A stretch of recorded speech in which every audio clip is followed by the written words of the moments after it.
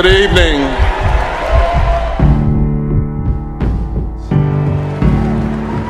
I come before you tonight as a preacher and a theologically conservative, liberal, evangelical, biblicist. But I'm a conservative. I am a conservative because I work to conserve a divine tradition that teaches us to do justice, love mercy, and walk humbly with our God.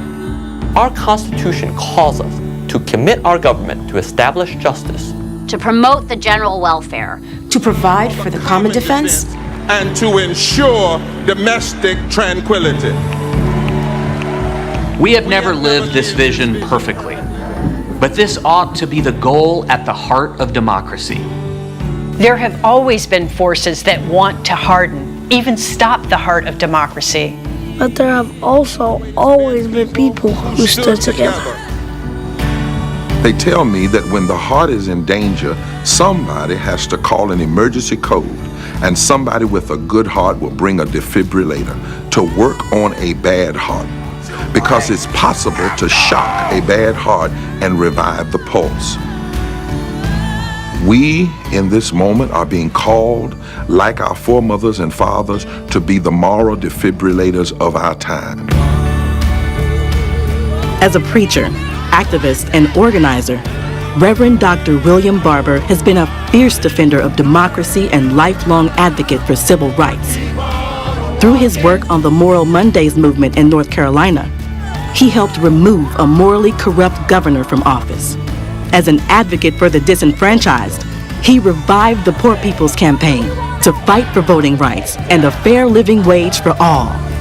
That some issues are not left versus right or liberal versus conservative. They are right versus wrong. We need to embrace our deepest moral values and push for a revival of the heart of our democracy. We must work with every fiber in our being to revive democracy.